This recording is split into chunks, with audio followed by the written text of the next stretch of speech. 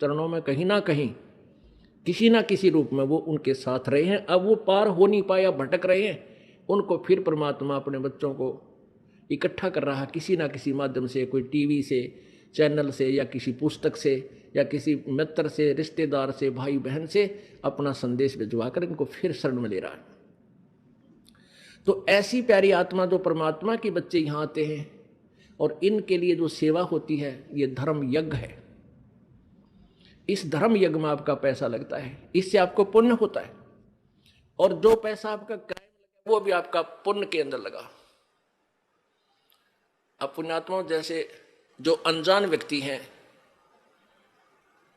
जिनको इस मार्ग का पता नहीं, वो मंगलवार को 100 रुपये का प्रसाद बांटनी है, वो तो वहीं तक सीमित है। हम भी ऐसे ही थे जब तक ज्ञान नहीं था।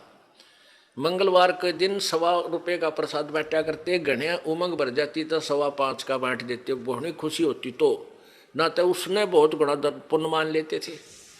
अब परमात्मा कहते हैं, जिन हर जैसा सुमरिया बैता को तैसा लाभे, ओसा प्यास न भागे ही जब लग दसे नहीं आबे।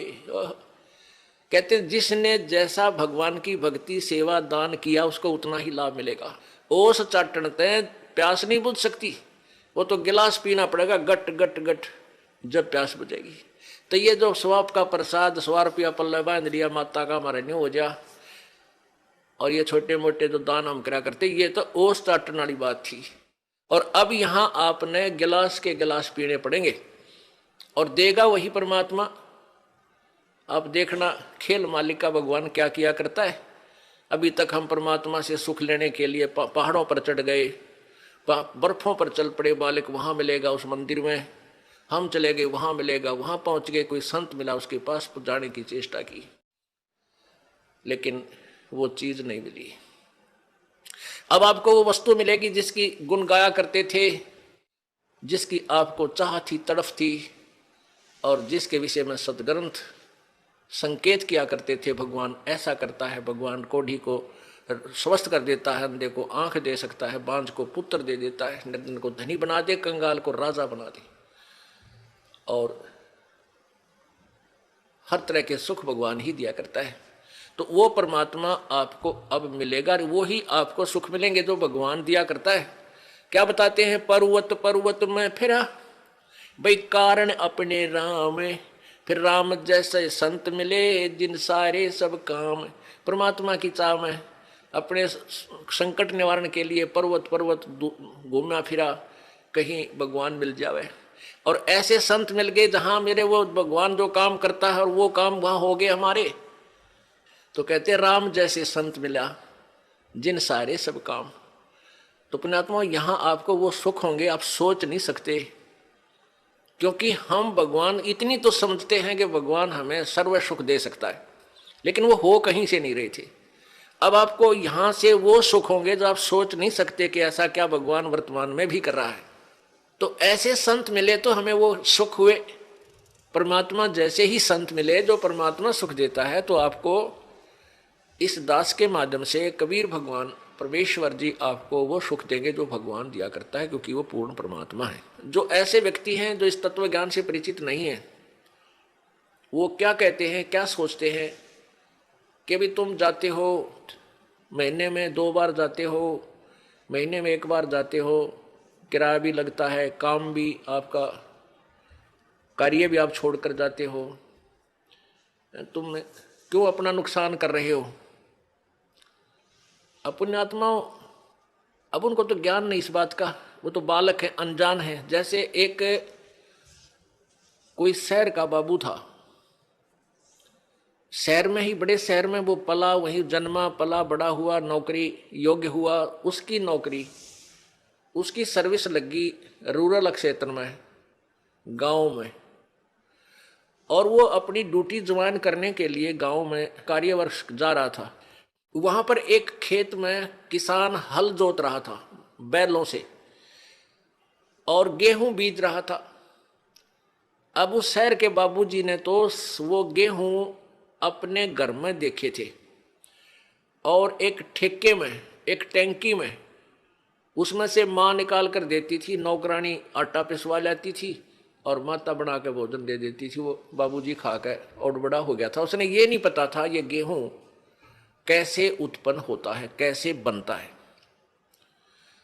और जैसा भी अपना व्यवहारिक ज्ञान उसको था कि भाई गेहूं की बड़ा अभाव है अपने भारत में और इसको बर्बाद नहीं करना चाहिए, बड़े संभाल के रखना चाहिए। क्योंकि वैसे माता पिता भी कहते हैं भाई अन्न को बर्बाद नहीं करना चाहिए, बड़ा कि जीवन दाता है। तो वो भी भावना उसमें थी। उसने क्या देखा कि किसान एक थैले में कणक गाल के, गेहूं डाल के और एक पाइप के द्वारा बैलों के पीछे हल पर लगे हुए उस पाइप में से और मिट्टी में वो गेहूं डाल रहा है, मिट्टी में डाल रहा है खेतों में। और कुछ गेहूं अलग रखे हैं जिनको दूसरी ट्रेन में वो उठाएगा। तो उसने देखा कि ये आदमी के क्या मिट्टी में क्या डाल रहा है। उसने देखा गेहूं रखे हैं, ये गेहूं ही बीज रहा है। तो उस किसान से कि मुट्ठी से भी उसने देखा गेहूं डालता है, उसको पक्का हो गया कि ये आदमी मूर्ख है जो ऐसी बढ़िया वस्तु, खाने की वस्तु, अन्न गेहूं को और मिट्टी में डालने लग रहा। अच्छा पागल। अब उसको उस बाबूजी ने कहा उस गेहूं बीजने वाले हाली से, किसान से, कि भैया एक बार रोकना। अब किसान ने सोचा भाई शहर का आदमी दिखा है, कोई रास्ता पूछता होगा। उसने बैल खड़े कर दिए, रोक दिया हाल। हाँ बाबूजी बताओ क्या काम है। तो बाबूजी ने बोला, अरे तू मूर्ख है क्या। वो शहर वाला बाबू बोला, अरे किसान तू पागल है क्या, इस गेहूं को बर्बाद कर रहा है, ये तो बहुत संभाल के रखने का है। ला गया लेक्चर देन जिसा उसने बेरा था बॉडी पीरियड ने। अब वो किसान ने सोचा यो कितना है क्या बंदर, इसने यो मन ने मुझे शिक्षा देने लग रहा है उल्लू। वो समझ गया कि इन्हें बोतड़ू है कह लेने दे इसने सारी। वो जब सब अपनी शिक्षा दे चुका, जब पहले उसकी मूर्खता उसको पता लग गया कि भाई इसने पता ही नहीं होगा इस प्रोसीजर का। तब उस किसान ने उसको समझाया कि भगत जी बात सुन, मैं गेहूं को बर्बाद नहीं कर रहा, ये बर्बाद जो मैं करता हुआ नजर आ रहा हूं ये मुझे आबाद करेगा। ये गेहूं देख, 1 एकड़ में 40 किलो डालूंगा, 40 किलोग्राम, और एक ट्रैक्टर की ट्राली भर के ले जाऊंगा, इतना इसमें धन होगा मुझे। यानी 40 किलो डालूंगा 1 मन, तो मुझे 60-65 मन गेहूं यहां से मिलेंगे। अब वो बता रहा था लेकिन उसको समझ में पल्ला नहीं पड़ रहा उस बाबूजी के। मैं कैसे मानूं भाई, अच्छा मूर्ख है, मिट्टी में बर्बाद कर रहा है और कहता गेहूं 65 मन होंगे 1 मन के। किसान ने कहा कि आप 4-5 महीने के बाद आना, अप्रैल में, और फिर दिखाऊंगा तुझे ये मैं बर्बाद कर रहा हूं यही मुझे आबाद करेंगे। अब वो चला गया। वो फिर आया इसी प्रकार अप्रैल के महीने में। उसने देखा, किसान ने उसको दिखाया कि 1 कनक का दाना डाला था और कम से कम 10-12 ये गुच्छा बन गया देख नीचे से, और प्रत्येक पौधे के ऊपर 1-1 बाली आई है, एक बाली में 30-40 दाने हैं। उसने ऐसे करके वो दिखा, देख बाबूजी। तब उसकी चौंध टूटी, अगर भाई आप ठीक कह रहे थे। तो पुण्यात्माओं, जो आज आप दान कर रहे हो, किसी प्रकार यहां भगवान के दरबार में आने का आपका किराया तक भी आपके पुण्य में लिखा जाएगा। और जो अनजान है वो तो ऐसा समझ लो जिसने कभी देखा ना हो गेहूं उत्पन्न कैसे होते हैं। उस 4 मन गेहूं को ही चिपटा बैठा रहा, उसी को सुरक्षित रखे, आगे कहां से मिलेंगे उसको। तो आप जो पुण्य कर रहे हो, ये दान कर रहे हो, यही आपको आबाद करेगा। कहते हैं देते को हर देते है जहां तहां से आने, नहीं दिया फिर मांगते फिर यो साहिब सुने ना कान। जिन्होंने देखो आज एक तो इतना गरीब है, फाइनेंशियली इतनी वित्तीय हालत उसकी कमजोर है कि रिक्शा चला रहा है, एक ऐसा है मजदूरी कर रहा है, एक रिक्शा चला रहा है, एक उसके अंदर विराजमान है, बैठा है, दोनों ही मनुष्य। तो पुण्यात्माओं, एक गाड़ी चला रहा है ड्राइवर, एक मालिक उसमें बैठा है और गाड़ी भी मालिक की है। तो इतना भेद यूं क्यों हो गया? क्योंकि पिछले जन्म जन्मांतरों की जैसी भी जिनकी भक्ति शक्ति है, जितना भी जिन्होंने पुण्य किया हुआ है, वो आज आपको ज्यों का त्यों दे रखा है। जिन्होंने पीछे कोई पुण्य किया नहीं, वो आज कंगाल है और एक एक पैसे को मांगते फिर रहे हैं। अब कोई नहीं सुने। अब देते को हर देत है। जिन्होंने दान किया उनके ठाट ठाट कर रखे हैं। छोटा सा बच्चा बिजनेस में लग जाता है और चारों तरफ से उसकी पूरी प्रोग्रेस हो जाती है, विकास होता है, क्योंकि उसने पिछले जन्म में पुण्य कर रखे, वो भगवान दे ही देगा, उसमें टोटा होना ना दे उसके। तो इस प्रकार अब आप जो दान करोगे, प्रथम तो आप इस बात से परिचित हो जाओगे कि अब जो दान करोगे उसका बेनिफिट केवल अगले जन्म में लेने की चाह मत रखना। आप जो भी पुण्य करोगे या भक्ति करोगे, अपना जन्म मृत्यु का रोग कटाने के लिए ही करना। फिर रही बात आपको यहाँ की सुविधाएं, ये तो अपने आप मिलेंगी। ये भक्ति का जो बाई प्रोडक्ट है, यहाँ की सुविधा तो आपको फ्री ऑफ कॉस्ट देगा। ये भक्ति की विधि ऐसी है, ये भक्ति का वो यथार्थ वे है, पूजा का साधन है, जिससे आपको यहाँ की सुविधाएं तो अपने आप मिलेंगी, मांगने की आवश्यकता नहीं पड़ेगी आपको। जैसे गेहूं बीज दिया किसान ने, अब किसान का प्रथम उद्देश्य है कि भाई गेहूं हो, मेरा बालक मेरा परिवार भूखा ना मरे, हम जीवित रहें, अन्न को खाएं। और उसके साथ फिर भूसा और बन गया, वो तूड़ा बन गया, तूड़ा जिसको चारा बोलते हैं पशुओं का, वो तो पहले बना। उसका उद्देश्य केवल ये था कि मुझे गेहूं मिले। यहां भी आप देखते हो कि कई लोग ऐसे हैं पैसे वाले, इतना उनका बड़ा फार्म होते हैं, इन क्रेनों से कटवा डालते हैं गेहूं की बाली बाली निकाल लेते हैं और नीचे वो तूड़ा चारा काट कूट देते हैं, अंदर ही पड़ा रहता है। उनका उद्देश्य गेहूं बीजना ही था। और वो जो तूड़ा है, वो चारा, वो फ्री में होता है, वो अवश्य ही होगा। तो आप यहाँ संसारिक जो आपके ये कार कोठी और धन सुविधाएं आवश्यकता, ये तो तूड़ा समझो इस भक्ति का, ये चारा आपको आप पे मिलेगा। और असली धन है मोक्ष। जो बाली है वो गेहूं समझो मोक्ष है। हमारा उद्देश्य मोक्ष प्राप्ति रहना चाहिए, ना कि वो चारा ही प्राप्त करना। अगर चारा उद्देश्य रहेगा तो आप परिपक्व नहीं होने दोगे उस फसल को, गेहूं को, और कच्चे कोई पशुओं को डालकर आप भूखे मर जाओगे, कंगाल हो जाओगे। इसलिए हमने इस प्रोसीजर को पूरी तरह समझना है, और वो समझाने के लिए आपको यहाँ बुलाया जाता है। अब बताओ, हमने आपको यहाँ बुलाकर क्या क्या कराना है? कोई काम नहीं, कोई सेवा नहीं। सेवा तो हम आपको तैयार करें पावा सारी, बच्चे लग रहे हैं यहाँ पुण्यात्मा, जिनको पता लग रहा है कि ये सब अपने भाई हैं, सतलोक के वासी हैं। अब ये भूल भटक गए, यहाँ काल के जाल में फंसे हुए हैं, और इनकी जितनी हम सेवा करेंगे, ये मालिक के बच्चे हैं, परमात्मा लाभ देगा सेवा करने वालों को। और आपकी फिर यहाँ ऑपरेशन होगा मोतियाबिंद का। तुम कहाँ फंसे हुए हो, क्या करना था, यहाँ आए किस लिए थे, तुम कर क्या रहे हो? कोटि जन्म तन भर मत होगे, कुछ ना हाथ लग्या रे, कुकर शुकर खरबा बोरे, कौआ हंस बुगारे। करोड़ों जन्म हो गए तो आप जी ने यही कर्म करते ना, अभी तक कुछ भी पल्ले ना पड़ा। आज कोई फैक्ट्री मालिक का मृत्यु हो जा, कल गधा बन गया, ओ तेरे की।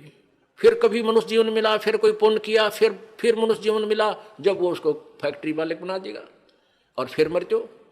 इस जन्म मृत्यु के रूपी रोग से मुक्त होने के लिए आप जी ने इस ज्ञान को समझकर इस भक्ति मार्ग को उसी उद्देश्य से ग्रहण करना चाहिए जो इसका मूल उद्देश्य है।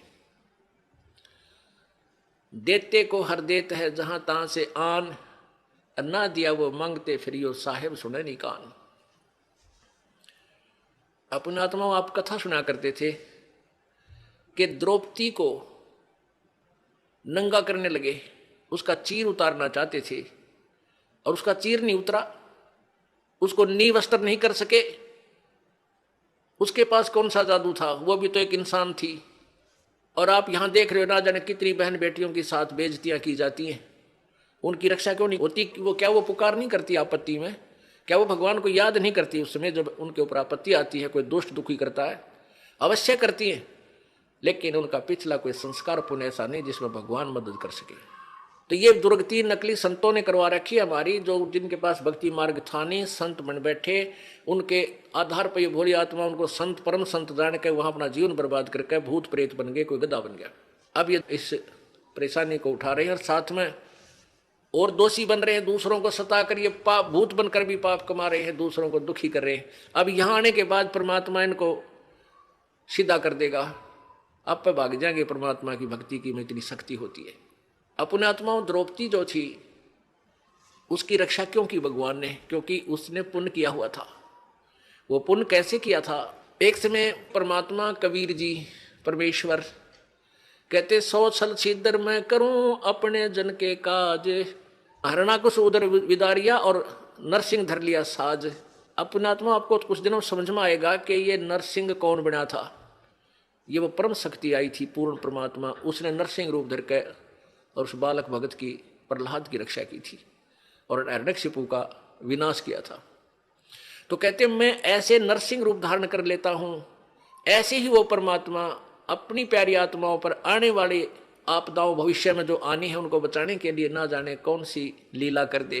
परमेश्वर कहते हैं हम चारों युगों में आते हैं। कबीर जी बताते हैं सतयुग में हम सतसुकृत नाम से, त्रेता में मुनिंदर नाम से, द्वापर में करुणा में नाम से और कलयुग में वो कबीर नाम से आए। और उसके बीच में भी वो परमात्मा अन्य रूप बना करके उस समय कहीं रह करके लीला कर जाते हैं। ऐसे ही वो परमेश्वर अब हम यहां आपको उसी दृष्टिकोण से बताएंगे। परमेश्वर एक संत की लीला कर रहे थे और वो संत आंखों से अंधा था। उसके पास केवल एक लंगोट था, कोपीन थी।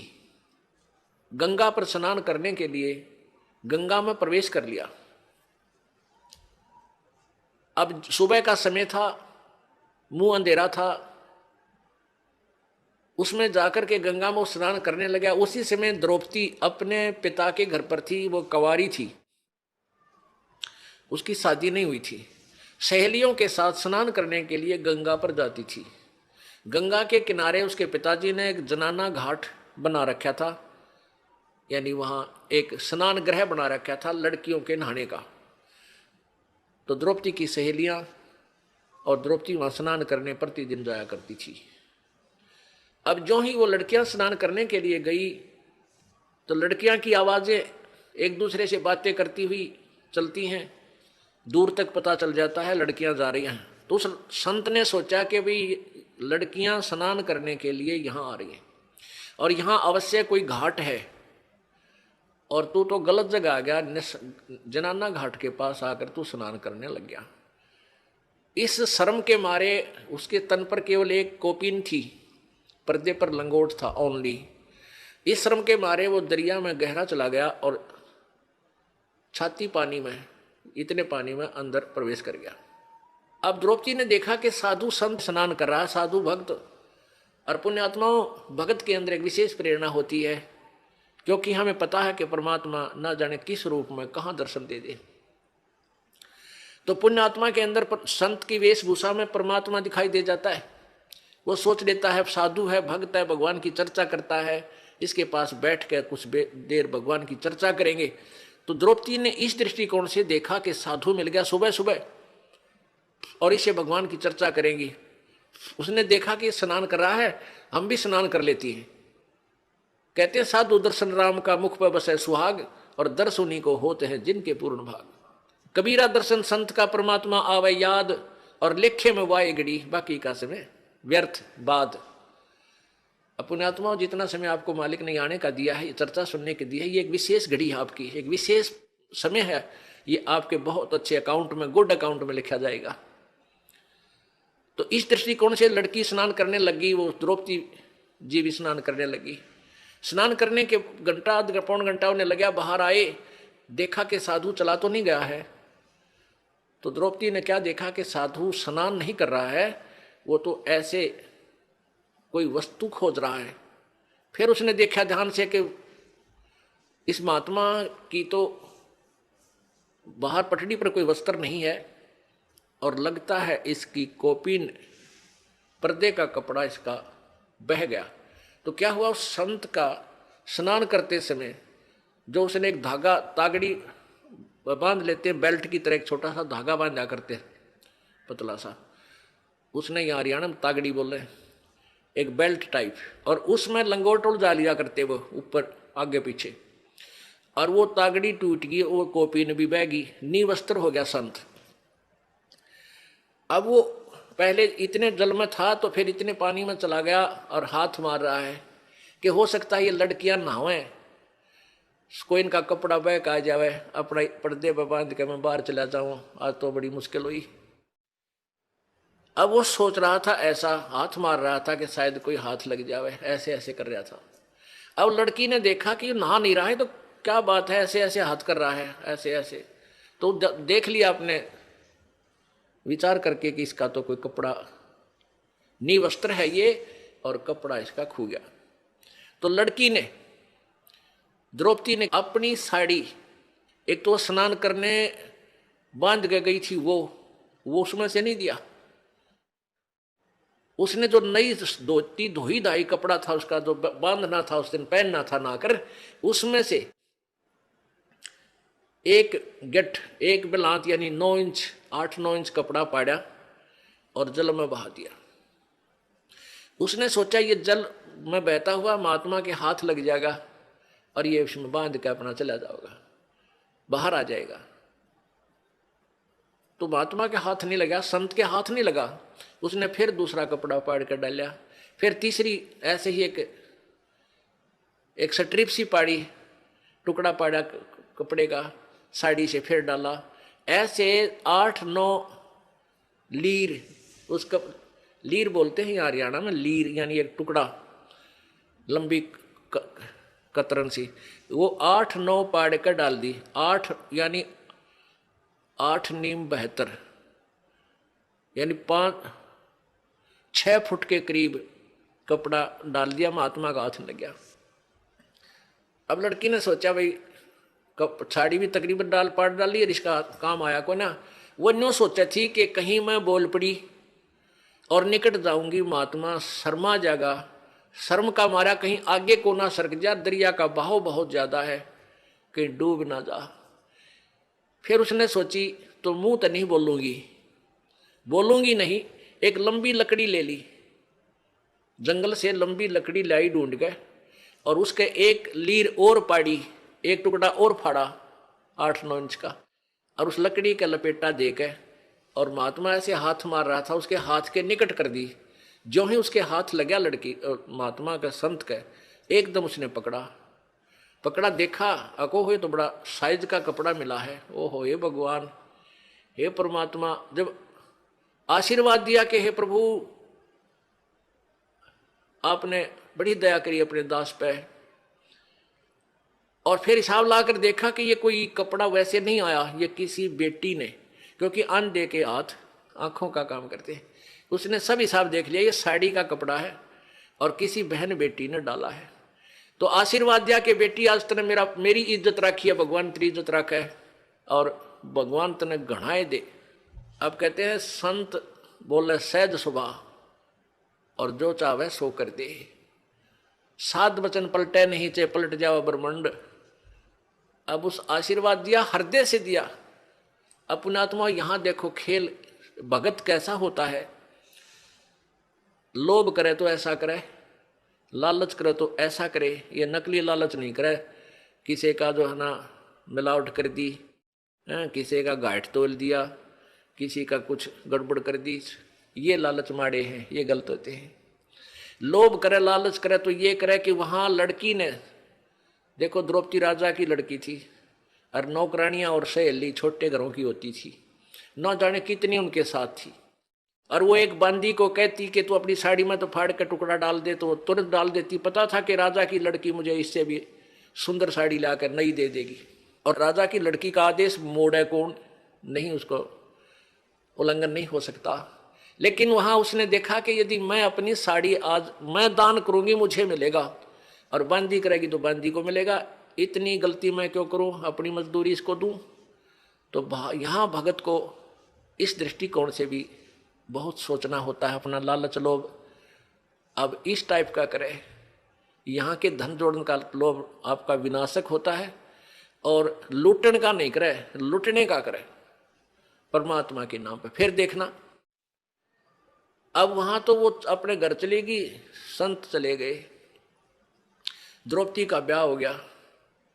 विवाह होने के बाद फिर राजा युधिष्ठिर ने एक महल बनाया शीशे का। द्रौपदी 5 पांडवों की साजली पत्नी मां के आशीर्वाद से होगी। उधर से दुर्योधन जो था वो धृतराष्ट्र का पुत्र था और युधिष्ठिर अर्जुन हर का चचेरा भाई था, यानी ताऊ का लड़के थे। अब धृतराष्ट्र अंधा था, पांडव उनका पिता जो था युधिष्ठिर हर का वो अंधा नहीं था, तो उसको बड़े भाई को वैसे राज, बड़े बेटे को राज मिलता है, धृतराष्ट्र को राज नहीं मिला था इस कारण से, अंधा होने के कारण, इसलिए युधिष्ठिर के पिताजी को राज्य प्राप्त हुआ था। उधर से दुर्योधन ईर्षा रखता था कि ये राज्य हमें क्यों नहीं मिला। उधर क्या हुआ कि जब इन पांडवों ने अर्जुन हर ने एक महल बनाया शीशे का, काफी शीशा लगा हुआ था अधिकतर उसमें, आर पार पारदर्शक, और एक दिन दुर्योधन उसमें चला गया महल में, द्रौपदी वहां पर थी, उसने देखा कि दुर्योधन की टक्कर लगी, शीशा दिखा को नहीं, टक्कर लगी तो एकदम वो ऐसे गिरता हुआ मुश्किल से बचा, और द्रौपदी ने हंस के मजाक करते हैं जैसे अपने छोटे पति के छोटे भाई से यानी देवर से मजाक कर दिया, कहा कि अंधों की संतान अंधी ही होती है। अब उसने कहा था एक हंसी मजाक में, और वो मान गया दुख गणा। इस बात को सुनकर उसकी तनमन में आग लगी और उसका प्रतिशोध लेने की सोचने लग गया। तो क्या किया उन्होंने, जुए में युधिष्ठिर को खिलाया और जुए में सारा राज भी जीत लिया और द्रौपदी को भी दांव पर लगा दिया युधिष्ठिर ने, और द्रौपदी भी जीत ली।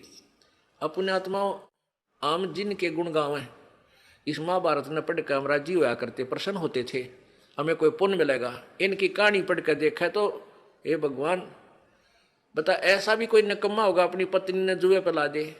इनके सारे इतिहास इतने बेकार और हम इन न पढ़ा करते, इनसे हम क्या शिक्षा लेते। आगे देखना क्या होगा इनका, इस कथा के अंदर आपको बहुत निष्कर्ष मिलेगा। अब उधर से एक नौकरानी भागी आई दौड़ी दौड़ी। दुर्योधन ने कहा कि जाओ लाओ उस अर्जुन की पत्नी को यहां बैठाओ, मेरी जांग पे लाके नंगी करके। देख कितनी बेहुदी बात, और भरी सभा में। अब ये बात सुनकर वह नौकरानी भागी आई कि किसके पास, द्रौपदी के पास, और कहा द्रौपदी आज तो बात बिगड़ गई, आपको जुए में जीत लिया कौरवों ने और आपको वहां पर नंगा करेंगे। दुर्योधन कह रहा है कि उसने मुझे अंधे की संतान कहा था और हम अंधे की संतान हैं, हमें कुछ दिखाई नहीं देता, उसको शर्म क्या आएगी, उसको नंगा करो मेरे सामने, हम तो अंधे हैं। अब द्रौपदी का यह बात जची नहीं कि ऐसे कैसे हो सकता है। उस नौकरानी से द्रौपदी ने पूछा वहां और कौन बैठे हैं, कि पांचों पांडव बैठे हैं, चाचा विदुर बैठा है और भीष्म पितामह द्रोणाचार्य और कर्ण, और साथ में 101 कौरव बैठे हैं। द्रौपदी ने कहा कि नालायक, इतने आदमियों में और मुझे नंगा कैसे करेंगे, तेरा दिमाग खराब है। अब नौकरानी नहीं बोली, कहा क्या बोलूं, मैंने जो सुना था बता दिया।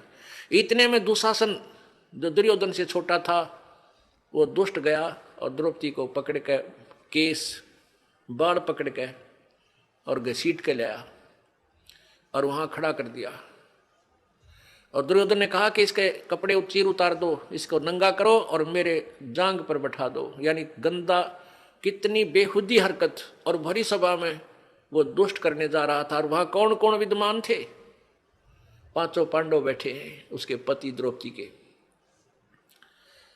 और भीष्म पितामह द्रोणाचार्य जो गुरुजी थे, और कर्ण, ये तीनों एक नंबर के योद्धा थे। और इन तीनों में से एक भी खड़ा होकर ये कह देता उस दुर्योधन और दुशासन को, खबरदार इस बेटी का हाथ लगाया। वो इतने योद्धा थे, पता था दुर्योधन को कि तुम्हारा सर्वनाश कर देंगे, तो हिम्मत नहीं थी दुशासन और दुर्योधन की इस द्रौपदी की चीर का हाथ लाने की। लेकिन उस दुर्योधन के मलिन अन्न को खाकर उनकी भीष्म पितामह द्रोणाचार्य और कर्ण की भी आत्मा मलिन होगी, उनके अंदर भी गंदापन छा गया। और उस लड़की को नंगा देखने के लिए वो भी वहीं विराजमान रहे, और उन्होंने उठकर ये भी नहीं कहा तुम के जुल्म कर रहे हो, क्या करने जा रहे हो, इंतजार करते रहे, बैठे हैं कि कब नंगा हो, कब नंगी होगी। तो उनमें के मलिनता होगी। सोच लेना पुण्यात्माओं, जिनको हम बड़े बहादुर और बड़े नेक व्यक्ति मानते थे। उस पूरी सभा में जब उसने देखा अपने पांचों पांडवों की तरफ, पांचों पांडवों की ओर देखा कि ये अभी इन कौरवों को सीधा कर देंगे, मेरी बेइज्जती को नहीं देख सकते, लेकिन वो बंध चुके थे, वो उसको दांव पर लगा चुके थे, वो मर्यादा में बंद कर बैठ गए थे। उन्होंने भी ऊपर को नहीं देखा। जब द्रौपदी ने पुकारा मेरी रक्षा करो, पांचों पांडव नीचे जमीन पर ऐसे गर्दन करके और ऐसे जमीन खोदने लगे। फिर भीष्म पितामह, द्रोणाचार्य और कर्ण से पुकारा कि मेरी रक्षा करो। वो तीनों ने भी कोई उत्तर नहीं दिया, कोई रिस्पॉन्स नहीं दिया। केवल एक विदुर था जो भक्ति बीज था, जो एक पुण्य आत्मा था। वो खड़ा हुआ और दुशासन से कहा कि दुशासन, अरे दुर्योधन, तुम किसकी बेइज्जती कर रहे हो? अपने ही परिवार की। अरे पांडवों की बहू और कौरवों की बहू में क्या अंतर है? दुनिया के कहेगी अपनी इज्जत आप उतार रहे हो, तुमने कुछ शर्म आनी चाहिए, कुछ लज्जा करो। तो दुर्योधन ने कहा दुशासन, इसका दर्दे दो दड़ाक, यो तो भाई सदा पांडवों की तरफ बोलता है, ये चाचा नहीं दुश्मन है, ये इन्हीं का चमचा है, इन्हीं की ओर बोलता है। अब दुशासन ने अपने चाचा के थप्पड़ मारा और कहा कि तू तो इन्हीं की ओर बोलता हमेशा, हमारा तूने कभी पक्ष नहीं लिया। तो विदुर जी वहां से उठकर चल पड़े। पुण्यात्माओं, जो भगवान से डरने वाले इंसान होते हैं वो न तो अत्याचार देख सकते और ना सहन कर सकते हैं।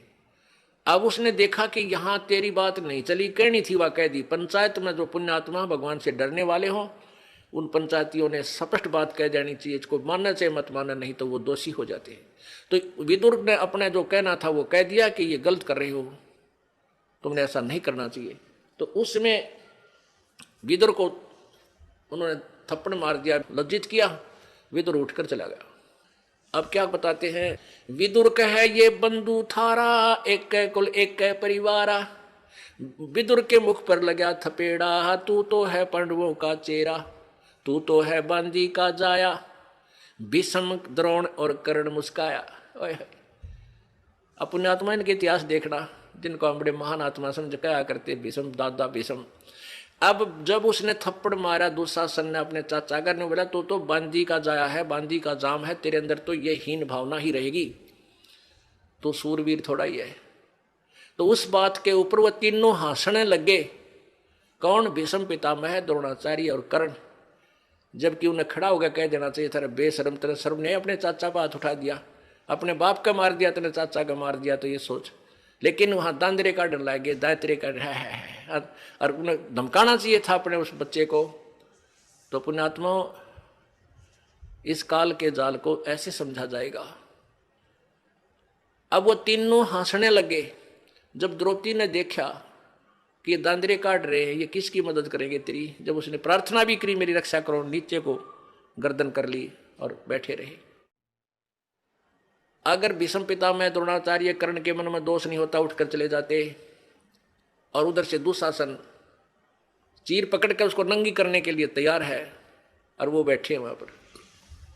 तो पुण्यात्माओं, जैसे हम संसारिक लोगों का सहारा जब तक लेते हैं, वो सहारा पूर्ण नहीं होता, कच्चा होता है।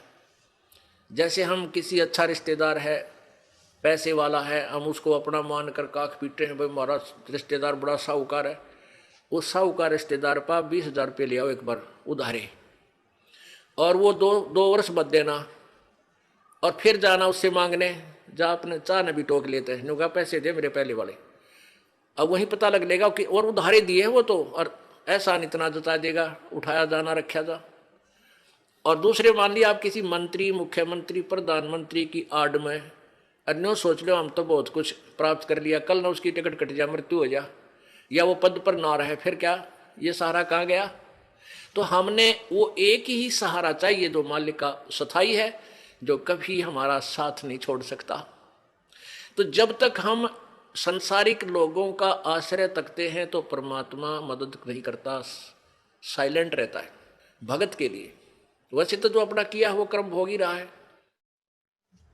जब द्रौपदी ने देख लिया भाई ना तो ये पांचों पांडव शीश ऊपर न कर रहे, क्योंकि ये बंध गए, इन्होंने जिता दिया मेरे को, अब ये मर्यादा में बंध गए। और भीष्म पितामह द्रोणाचार्य और कर्ण ये इसका रोटी खा के इस दुष्ट की ये बंध गए, अब किस तो पुकार करूं। तब उसने जब इंसान का संसारिक सहारा समाप्त हो जाता है, जब भगवान याद करता है परमात्मा अब तो तू ही है मेरा, अरे भले आदमी पहले भी यही था, तेरा भूल थी, तुम इनको अपना मान रहा था जो तेरे नहीं थे, ये स्थायी सहारा नहीं था जिनको तूने अपना जो है सहारा माना था। तो जब उसने पुकार करी है परमात्मा, जब देख लिया कोई रक्षा करनी नहीं, तेरी बेइज्जती होगी, जुल्म हो गया, तो इतना मनंगी होगी। अब बेटी ने यह सबसे बड़ी चिंता होती है, सबसे बड़ा दुख है इसकी जीवन का। तो एकदम उसने हृदय से पुकारा, आत्मा रोई। पुण्यात्मा रोते सभी आपत्ति में, लेकिन क्या होता है कि यहां आत्मा की पुकार परमात्मा पूर्ण ब्रह्म सुनता है, मन की बकवाद नहीं सुनता। मन तो पता नहीं क्या क्या मांगा, कदे गाड़ी मांगे, कदे कार, कदे रेल मांग ले, इसका नहीं मेरा के मांगे। और आत्मा मांगेगी आपत्ति में खास चीज जो जरूरत होगी उसकी, तो आत्मा के साथ देता है। तो जो ही उसकी आत्मा की पुकार, और यहां एक धर्मराज बना रखा है इस ज्योति निरंजन ने, और उस धर्मराज के पास न्यायाधीश के उसमें कंप्यूटर में यानी सबके पुण्य डिपॉजिट होते हैं, जिसका जैसा पुण्य बना है शुभ कर्म। तो जो ही उस भक्त आत्मा ने पुकार की, तो उसी समय द्रौपदी की जो पुकार थी वो धर्मराज के दरबार में गई, और वहां एकदम वही कंप्यूटर की वो फाइल खुल गई द्रौपदी वाले प्राणी की, जीव की। तो धर्मराज ने देखा भी आपत्ति आई है इस आत्मा पर देखो इसका कोई मदद बन सकती है कि नहीं। उसने जो ही उस कंप्यूटर में देखा तो एक संत, परम संत को इसने बगैर किसी डिमांड के, नी इच्छा के, एक इंपॉर्टेंट दान कर रखा है, पूरी साड़ी की साड़ी दान कर रखी है, और संत ने उसके प्रतिफल में एक आशीर्वाद दिया है, और इसके प्रतिफल में मैं इसका खूब मदद कर सकता हूं। तो वहां से वो बटन ऑन कर देता है। तो क्या होता है कि यहां पांचों पांडवों के जो आध्यात्मिक गुरु थे वो श्री कृष्ण जी थे।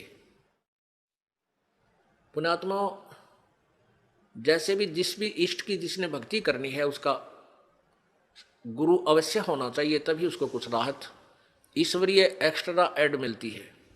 तो उधर से वो धर्मराज के दरबार से, और वो जो पुण्य था वो आया श्री कृष्ण जी के अंतःकरण में, उसके कंप्यूटर में टक्कर मारी आकर एकदम। और ये सब लीला पूर्ण ब्रह्म करवाता है, कबीर भगवान करता है। उसमें श्री कृष्ण जी अपनी पत्नी रुक्मणी के साथ अपने महल में शतरंज खेल रहा था। अब इस बात को समझना पुण्यात्माओं, क्योंकि आध्यात्मिक ज्ञान है, बड़ी गहराई से सोचना पड़ेगा आपने कि हम किसको कर्ता मान रहे थे, वास्तव में करता है कौन। तो जब वो रुक्मणी के साथ वो खेल रहा था शतरंज, तो उसमें पासे डालते हैं ऐसे, और पासे डालते डालते कोई शब्द बोलते हैं, कच्चे 11 पक्के 12 पौ 12, या जैसा भी कोई ऐसा बोलते, ले ऐसे बोलता हूं मैं, ऐसे मांगता हूं। वो मिलते क्या है ओड़े सोड़े वो बाद की बात है। तो जो ही श्री कृष्ण जी ने पासे डाले, उधर से वो कंप्यूटर धर्मराज के दरबार से कंप्यूटर से रिफ्लेक्स होकर के वो पुण्य आया श्री कृष्ण जी के पास, और एकदम श्री कृष्ण उसमें पावर आई, एकदम श्री कृष्ण जी का हाथ ऐसे आकड़ गया। पौ 12 नहीं बोला, कच्चे 12 18 नहीं बोला, हाथ ऐसे करके कहने लगा अनंत। जैसे किसी में प्रेत आ जा रहे कि तुम कहता कुछ रोकड़ जो करो करने लग जा, ऐसे उसमें ऐसी क्रिया श्री कृष्ण जी की होगी। तो रुक्मणी ने हाथ पकड़ा और हंसने लगी, कहने लगी ये अनंत क्या है, ये कहते 11 बोल के 12 बोलने थे, ये अनंत क्यों कहा। तो वहां श्री कृष्ण जी ने के अंदर वो चेतना दी काल परमात्मा ने। अब क्या बोली वो पावर जो श्री कृष्ण जी के अंदर आई थी, रुक्मणी कर पकड़ा, मुस्काई, हाथ पकड़ के हंसन लगी, और अनंत कहा, मोकू समझाई, ये अनंत क्यों कहा तूने मुझे समझा। अब कहते हैं दुशासन ने द्रौपदी पकड़ी और हमारी भक्ति सकल में सिकरी, जय हमारी भक्त पिछोड़ी होई तो हमरा नाम न लेवे कोई। तंदे ही से पासा डारी, वो तो वहां खेल रहा है, फिर पासे खेलने लग गया इतना कह के, तो वहां से वो शक्ति, वहां से जैसे अब यहाँ कंप्यूटर आजकल जो चल पड़े हैं, इनसे बहुत कुछ राहत हमें आध्यात्मिक ज्ञान सुनने में मिलती है। जैसे कंप्यूटर लिखने वाले क्या करते हैं, एक पॉइंट से लेते हैं, फिर उसे आगे उसका लेखन कार्य उसी से करते हैं, कितना कर लो जाए। तो ऐसे वहां से वो शक्ति, फिर वो परमात्मा सूक्ष्म रूप धार के कबीर भगवान गुरु मर्यादा को रखते हुए वो पूर्ण ब्रह्म सूक्ष्म रूप धारण करके और श्री कृष्ण रूप बना के द्रौपदी के शीश के ऊपर आकर विराजमान हो गया। बाहर पीछे से ऐसे कर दिया, आशीर्वाद दिया पीछे खड़ा होकर के, किसी को नहीं दिखाई दे रहा। कहते हैं तंदे ही से पासा डारी, पहुंचे सूक्ष्म रूप मुरारी, खेचत खेचत खेच कसीसा, सिर पर बैठे हैं जगदीशा। द्रौपद सुता को दीने लीर, ताके अंत बढ़ाए चीर। उस अंधे को कोपिन दी थी। द्रौपद सुता को दीने लीर, एक टुकड़ा दिया था साड़ी का, और जाके अंत बढ़ाए चीर। अब खेचत खेचत खेच कसीसा, सिर पर बैठे हैं जगदीशा। द्रौपद सुता के चीर बढ़ाए, संख असंख पार नहीं पाए। अब दुशासन ने खूब जोर लगा लिया, अपनी तरफ से खींच खींच कर ढेर लाग गया वहां साड़ी का, अंत नहीं आया। दुशासन इतना तगड़ा बताते हैं कि कई हजार हाथियों की ताकत, इतना जैसे आजकल हॉर्स पावर से बिजली की ताकत नापते हैं ना, उसमें आदमिया की ताकत एलिफेंट पावर से नापा करते हैं। तो 1000 एलिफेंट पावर का था वो दुशासन। और द्रौपदी एक कोमल सी बेटी, भक्ति की शक्ति के सामने वो राक्षस फीका पड़ गया। उस कोमल कमल के फूल जैसी उस लड़की का वो पत्ता भी नहीं तोड़ सका, यानी उसका कुछ नहीं बिगाड़ सका। तो जिन्होंने प्रभु का आश्रय लिया है विधिवत, तो उनको कहते हैं देते को हर देत है, जहां तहां से आन और ना दिया वह मांगते फ्री हो, फिर परमात्मा सुने नहीं कहा। तो पुण्यात्मा, अब जैसा भी आप पुण्य धर्म करते हो वो आपके गुड अकाउंट में लिखा जाता है। जब तक आप परम संत पूर्ण परमात्मा की शरण में नहीं आते, तब तक आपके जो पुण्य डिपॉजिट भी होते हैं वो भी काल यहीं बर्बाद करवा देता है। आज जैसे द्रौपदी के ऊपर यह तो आपत्ति टल गई, और फिर के विरानवाटी हुई, हिमालय में जाकर गड़ गए, राज्य भी गया, कुछ नहीं रहा, फिर नरक में डाल दिए गए। अब हमने यहां केवल इतना ही लेना है कि आप यहां परमात्मा के चरणों में आए हो, आपका प्रथम उद्देश्य ये हो कि मेरा जन्म मृत्यु का रोग कटे, क्योंकि आप जी ने असंख्य जन्म हो गए यहां जन्मते और मरते को। कभी राजा भी रहे, कभी आप रानी भी रहे, और फिर भिखारी बनकर भी घूमते रहे। अब कहीं पर भी आपको स्थायी स्थान नहीं मिला। जैसे आपने पुण्य किए तो आप स्वर्ग चले गए। स्वर्ग क्या है? ये एक होटल है, एक रेस्टोरेंट है। जैसे कुल्लू और मनाली, शिमला, गर्मियों के दिनों में साहूकार लोग 10-20 हजार 50 हजार रुपये ले जाते हैं, और 1 महीना 2 महीने वहां होटल में कमरा किराए पर लेकर और वहां रहते हैं, ठाठ करते हैं, घूमते हैं, फिरते हैं। बड़ी ठंडा मौसम होता है, हिली स्टेशन है, और लेकिन वो पैसे जेब से उन्हीं के लग रहे हैं, होटल का किराया, खाने का खर्चा। जब वो 2 महीना में 50 हजार रुपये खर्च हो जाते हैं परिवार के, तो फिर वो अपने कर्म क्षेत्र में आ जाते हैं कंगाल होकर। और फिर अगले सीजन में क्या पता सूत बैठे 50 हजार सेविंग हो उनका ना हो। तो इस प्रकार जब आप यहाँ कोई साधना करते हो, जब तक ये सच साधना आपको नहीं मिली, अपने पुण्य के आधार से स्वर्ग चले गए। उस स्वर्ग में आपको देव बना दिया, देवता, या कोई और पद दे दिया, या वैसे कॉमन स्वर्ग में आप ठाठ करो, लेकिन वो पुण्य आपके ही समाप्त हो रहे हैं। जिस दिन आपकी पुण्य पूंजी समाप्त हो जाएगी, उसी दिन आपको वहां से, जैसे यहां से मार दिया जाता है, वहां भी आपको मार दिया जाएगा। अचानक मृत्यु होगी, तुरंत नरक में, फिर नरक में डाले जाओगे। तो इस झंझट से पीछा छुटवाने के लिए आपको ये परमेश्वर कबीर जी की शरण लेनी पड़ेगी। और इन नकली कबीर पंथियों संतों से भी आपका काम नहीं चलेगा, क्योंकि उनके पास यथार्थ भक्ति विधि नहीं है, परमात्मा का यथार्थ ज्ञान नहीं है। तो पूर्ण संत से और जिसके पास वो मोक्ष जड़ी हो, वो मंत्र है सतनाम और सारनाम, वही आपको इस जन्म और मृत्यु के झंझट से छुटा सकता है। तो वो जड़ी इस दास को परमात्मा ने दे रखी है। आप अब शिक्षित समाज है, पढ़ा लिखा एजुकेटेड जो है ना पूरा समाज हो गया है, बहन बेटी भाई। अब आप इस तत्व ज्ञान को जो दास आपको बताता है, जो परमेश्वर ने इस दास को बताया है, सदग्रंथों में विद्यमान है, इसकी तुलना करो आपके गुरुजियों के ज्ञान से, और फिर देखो वो अधूरे हैं या पूरे। टोटली इनकम्प्लीट पाओगे आपको, सारे नकली कति टोटली पूरे पृथ्वी पे। आप इस बात को अभिमान मत समझना, इसको तत्व ज्ञान समझना, ये सच्चाई समझना। अभिमान नहीं करता ये दास, क्योंकि अभिमान तो वो इंसान करे जिसका कुछ अपना कोई योगदान हो। ये तो परमेश्वर कबीर जी का दिया हुआ ज्ञान है, दास को उन्होंने बुद्धि दे दी और आपको बता रहा हूं समझा के, इतना ही मेरा योगदान है। तो किसी के पास भी पृथ्वी पे आज मोक्ष मार्ग नहीं है, वो केवल इस दास के पास है। और आप भी इसको ग्रहण करो और अपने जो भी आपका साथी है, बहन भाई है, मित्र है, रिश्तेदार है, उनको भी समझाओ और ये नाम उनको दिलाओ, कल्याण करवाओ। बोलो सतगुरुदेव।